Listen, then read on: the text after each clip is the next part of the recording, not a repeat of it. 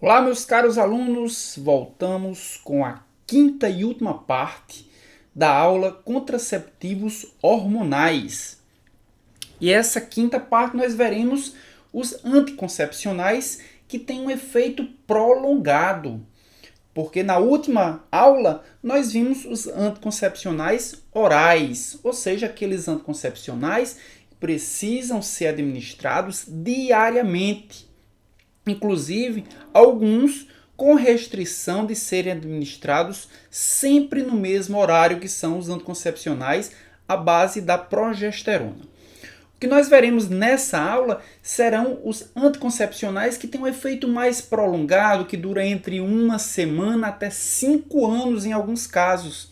São os anticoncepcionais injetáveis, os adesivos transdérmicos, os implantes e os dispositivos intrauterinos, que veiculam os hormônios que nós já vimos anteriormente, mas em dosagens diferentes dos anticoncepcionais orais, e por isso eles apresentam esse efeito mais prolongado. O primeiro que nós veremos serão os injetáveis. Então, os injetáveis, eles apresentam diferentes formulações, contém o estradiol e contém um progestágeno sintético. Isso é diferente dos anticoncepcionais orais combinados, onde ambos os hormônios geralmente são sintéticos. A falha dos injetáveis combinados é entre 0,2 a 0,4%, enquanto que a falha dos injetáveis apenas de progesterona entre 0,1 e 0,6%. Como nós sabemos, os injetáveis geralmente são hormônios que são veiculados por líquidos hidrofóbicos, geralmente um óleo, e esse óleo ele faz o papel de uma liberação prolongada. Então o hormônio ele fica dissolvido nesse óleo e ele vai sendo absorvido, o hormônio será absorvido aos poucos. Em alguns casos, essa liberação, essa absorção acontece no decorrer de 30 dias, em outros casos ocorre no decorrer de 90 dias, de 3 meses. Aqui nessa tabela nós podemos ver as principais apresentações dos injetáveis, dos anticoncepcionais injetáveis. Nós temos aqui uma marca comercial, que é a Mesigina. A Mesigina contém 50 mg de enantato de noetilsterona e 5 mg de valerato de estradiol. Então vejam só, caros alunos, aqui nós já estamos falando de miligramas. Quando nós falamos de anticoncepcionais orais, nós falávamos de microgramas. Isso porque a necessidade, esse hormônio ele não vai ser liberado completamente para a corrente sanguínea, vai ser liberado aos poucos. Só que muitas vezes ele vai passar 30 dias ou 90 dias fazendo seu efeito, inibindo a liberação, inibindo a ovulação. Consequentemente, há necessidade de que haja uma grande quantidade de hormônio. Então, nós temos a grande quantidade de hormônio para que esses hormônios sejam liberados e consigam ter o seu efeito durante um longo período de tempo, um efeito bastante prolongado.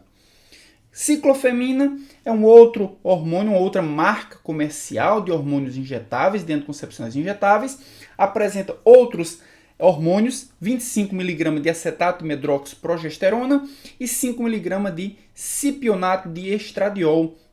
E o Perlutan ciclovular e unociclo apresenta 150 mg de acetofenido de dihidroxiprogesterona com 10 mg de enantato de estradiol. Mas observem que todos eles trabalham na casa dos miligramas, porque tem que haver uma grande quantidade de hormônio para que esse hormônio, sendo absorvido aos poucos, consiga ter seu efeito anticoncepcional durante um tempo prolongado, como 30 dias ou 90 dias. Temos também os anticoncepcionais injetáveis trimestrais, esses que nós vimos no slide anterior, todos eles têm uma ação durante 30 dias. Os anticoncepcionais trimestrais, eles são diferentes dos anticoncepcionais mensais, porque eles apresentam apenas um progestágeno. Geralmente é o acetato de medroxiprogesterona, numa concentração de 150 miligramas. Então, essa concentração ela vai ser suficiente para inibir a ovulação da sua usuária durante 90 dias consecutivos. Segunda classe de anticoncepcionais que tem um efeito prolongado são os adesivos transdérmicos. Então, o hormônio ele vai ser colocado no adesivo, a formulação de liberação prolongada, e esse hormônio ele vai ser absorvido pela pele da usuária, vai atravessar todas as camadas da pele e vai chegar na corrente sanguínea, onde vai ter os seus níveis aumentados e, consequentemente, vai inibir a ovulação. Então, os adesivos transdérmicos, nós podemos ver uma usuária aplicando o adesivo transdérmico aqui. Ele possui dois hormônios sintéticos, um progestogênio e um estrogênio. A troca deve ser toda semana, ou seja, a quantidade de hormônio que vem no adesivo transdérmico é suficiente para inibir a ovulação durante 7 dias. A cada 7 dias tem que haver a troca do adesivo para que os níveis hormonais não sejam reduzidos. Essa troca precisa ser sempre no mesmo dia, durante 3 vezes ao mês, ou seja, durante 3 semanas seguidas. Esse hormônio ele vai agir na usuária. Na 4ª semana não é utilizado nenhum adesivo. Isso ocorre para que os níveis hormonais sejam reduzidos e ocorra naturalmente o fluxo menstrual. O índice de falha dessa forma de anticoncepção é semelhante à pílula anticoncepcional, ou seja, bastante eficiente também, com a vantagem de que a usuária não precisa se lembrar todos os dias de fazer uso do anticoncepcional. Ela faz uso de um adesivo e esse adesivo ele tem uma ação durante 7 dias seguidos. Nossa próxima forma de anticoncepção é o dispositivo intrauterino hormonal. Por que eu estou fazendo ênfase a hormonal? Porque existem DIUs somente à base de cobre, não liberam hormônio nenhum. O que nós vamos falar aqui serão os dispositivos intrauterinos hormonais. E o principal deles é o Mirena. O Mirena é uma marca comercial, nós podemos ver aqui o Mirena sendo implantado dentro do útero de uma usuária.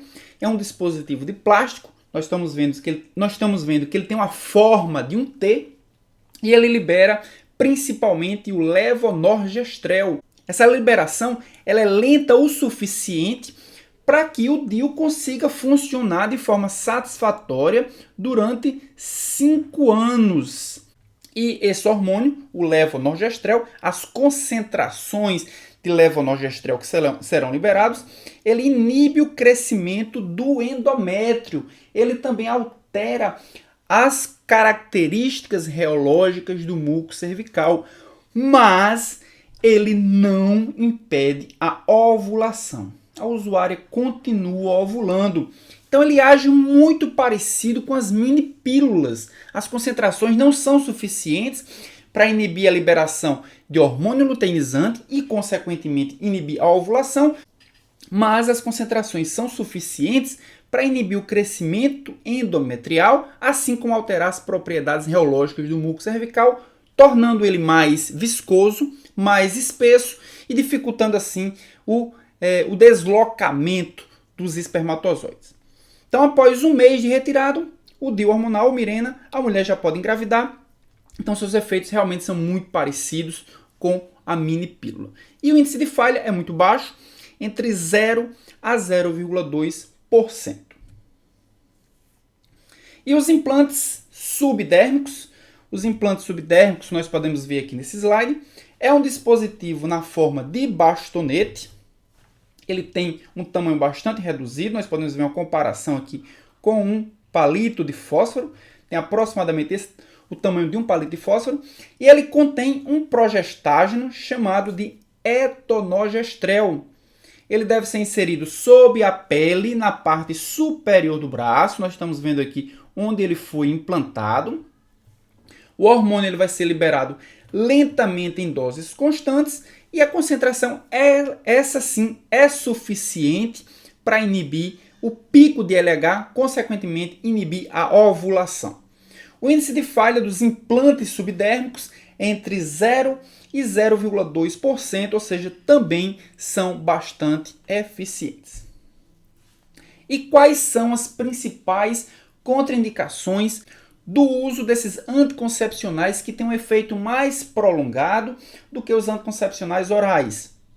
Mulheres com neoplasia hormônio dependente ou suspeita não devem usar.